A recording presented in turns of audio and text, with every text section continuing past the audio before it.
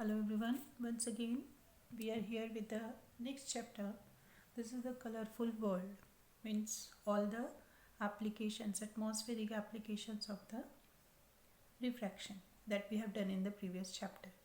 So we are going to start with the refraction through prism. So first of all we should know what is a prism. So a prism is a transparent refracting medium bounded by plane surfaces inclined to each other at a certain angle. This angle is called the angle of the prism. It is denoted by A. So prism is a transparent refracted medium bounded by two plane surfaces like this, including each other, inclined each other at a certain angle. So this angle is called the angle of the prism and is denoted by A. So the figure, the glass prism is look like this. This is the front here and this is a figure, solid figure. So this is the base here and both sides are the refracting surface. So we can keep it like this, base and the refracting surfaces.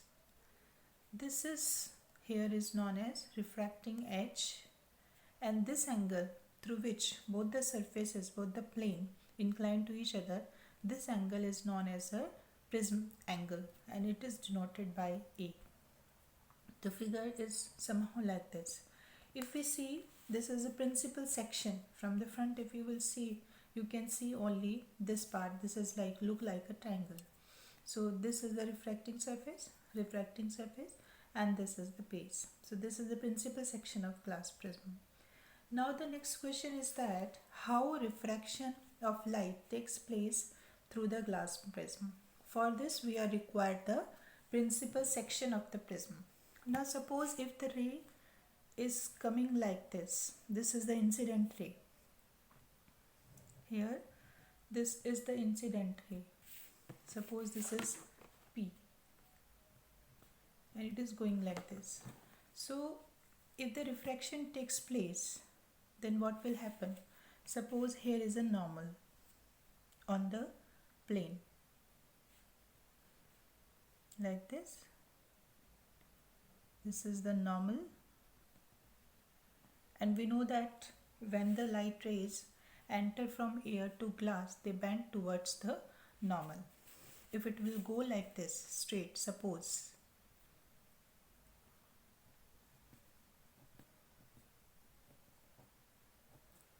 then it will bend towards the normal.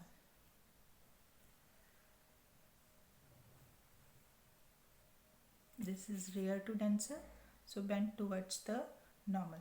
Again, here is the normal.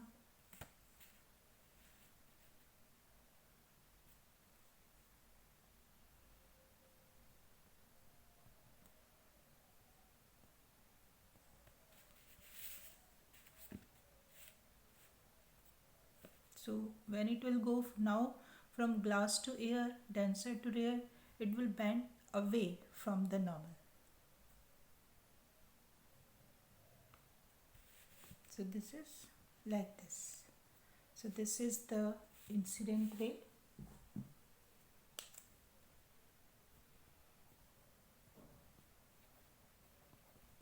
Incident ray. And this part, this is the refracted ray inside, and this is which is coming out just like the glass slab we have done. When it is coming out in the same medium, it becomes emergent ray.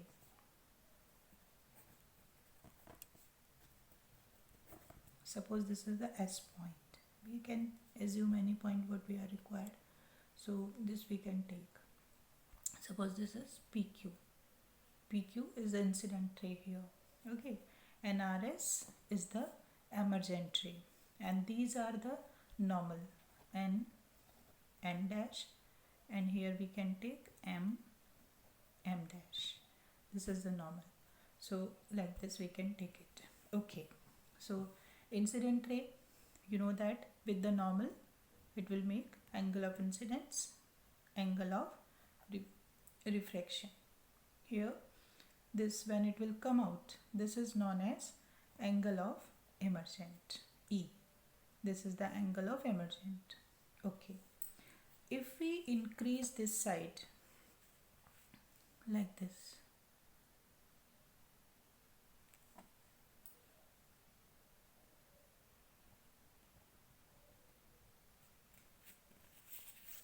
suppose this is the O point where it will meet with the extended incident ray. So here the angle is formed delta. Suppose this angle is known as angle of deviation. This is angle of deviation. So this is how the refraction takes place through the prism. Now we can write this as our own words. Suppose PQ is a ray of incident ray falling on the face AB and angle of incidence is I. The ray is going from air, means rare medium, to denser medium. So therefore it bends towards the normal NN dash and follows the path that is suppose QR inside the glass prism. The refracted ray, this is the refracted ray QR, meets the face AC, meets the face, this is AC, at an angle of incidence I. Suppose this is again I. Now it goes from glass to air, means denser to rare medium. Therefore it bends away from the normal mm dash and goes along the direction RS. RS is called the emergent ray and the angle MRS is known as angle of emergence and it is denoted by E. The emergent ray RS bend towards the base of the prism. Bend towards the base of the prism. If the incident ray PQ produced here, okay, an emergent ray RS is produced backward. This is forward, this is backward. And they are found to meet at point O. Here the ray, this is the ray P Q O, gives the original direction of the incident ray. There is a deviation in the path of light on passing through the prism. This was the original path, but it bends towards this, so we can say there is a deviation to the path of the ray of light. So the angle between the incident ray, this is the incident ray, and the emergent ray is called the angle of deviation, and here we have denoted this by delta. Now the next question is there, the factors on which the angle of deviation of a ray depends. Now the first part is there, the I, angle of incidence. Greater the value of angle of incidence, greater the deviation. So both are directly proportional to each other. Greater the value of I, that is the angle of incidence, greater the value of delta. Both are directly proportional to each other. This is the first point. This delta, angle of incidence, जितना बड़ा होगा delta भी उतना ही बड़ा होगा. Next question, next point is there, angle of prism, that was A. This is the angle of prism here, A. So angle of prism,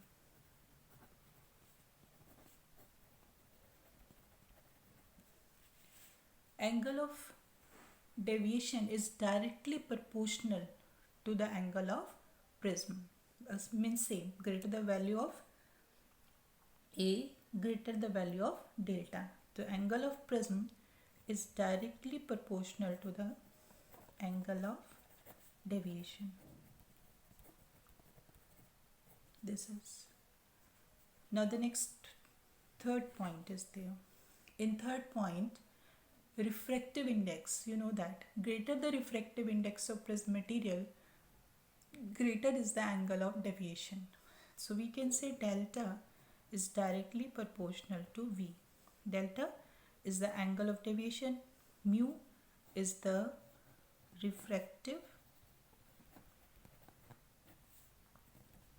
index of the prism material.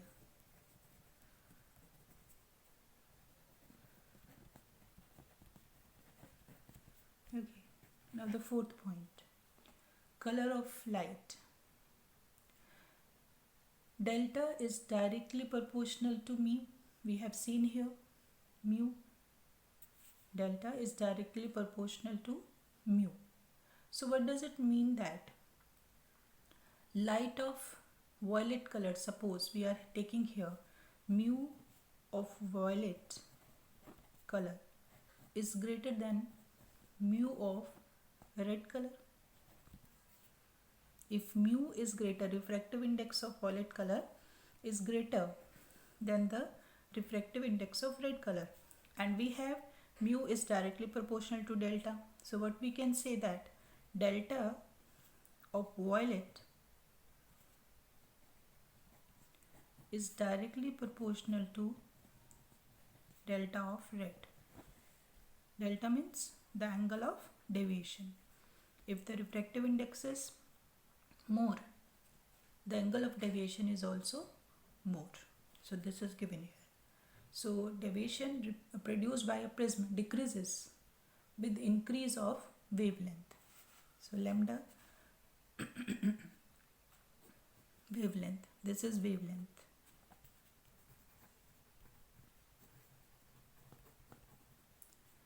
Wavelength is given, violet color is less than wavelength of red color. Thus, the light of violet color deviates the most. What does it mean? The violet color, the angle of deviation means the violet color deviates the most, while the light of red color deviates the least. So while passing through a prism, what does it mean that its speed is, wavelength is less and its wavelength is more. So this is related with the refractive index.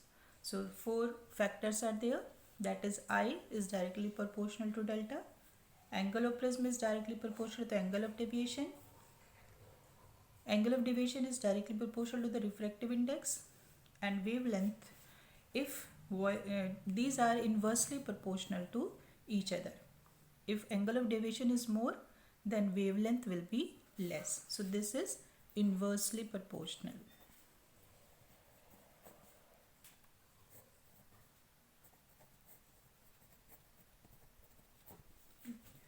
Delta and lambda, lambda is the wavelength, both are inversely proportional to each other. Now the next is given, the next question is there, define dispersion and spectrum. What is the dispersion and spectrum? We know that if we have a prism here and fall white light on one of the surface, then what will happen?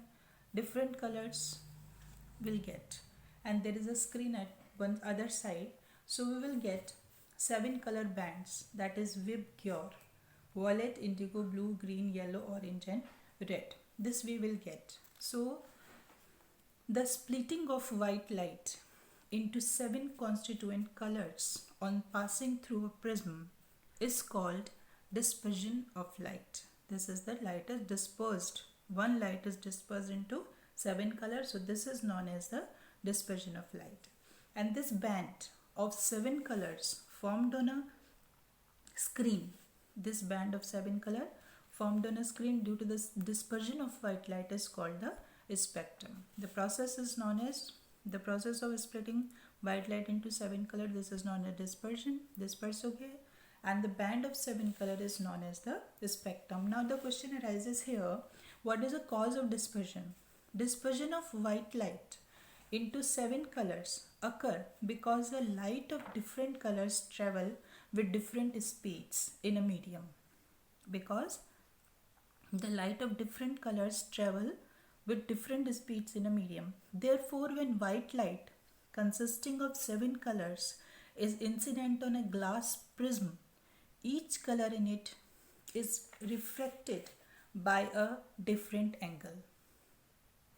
So red light bends the least while violet light bends the most, because delta is inversely proportional to lambda. This was the last factor that we have discussed here. So lambda is inversely proportional to delta. So the wavelength of red color is greater than the wavelength of the violet color. So this is the cause of the dispersion. So dispersion of white light into 7 colors occurs because the light of different colors travel with different speed in a medium. So therefore, when white light consisting of 7 colors is incident on a glass prism, each color in it is refracted by a different angle of deviation. And red light, we have seen here the red light, it deviates the least, and violet color deviates the most. So it means this angle is smaller than this violet color. If angle is smaller, so the wavelength will be greater. This we have discussed in the factors. Now this Sir Isaac Newton was the first to obtain the spectrum of sunlight. He demonstrated experimentally that prism does not produce color, but sunlight is formed of 7 colors and prism simply separate them. So to prove this, what he took 2 identical prism actually. So he took one is straight here kept. This was the prism. Suppose this is prism P1 and P2. Arrange them in such a way their vertices are opposite to each other, like this.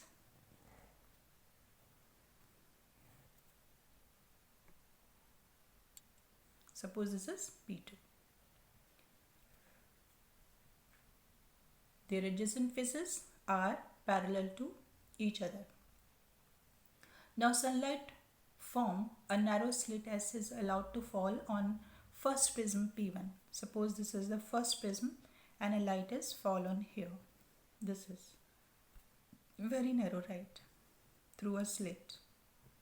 This is a slit. Narrow light is fall on the first prism, which is upright. Now sunlight form a narrow slit as is allowed to fall on the first, from which usual spectrum is obtained. You know that the spectrum will obtain like this. We are taking only 2-3 rays.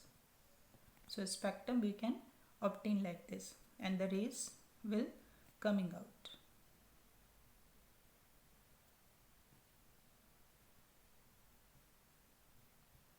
With different angles.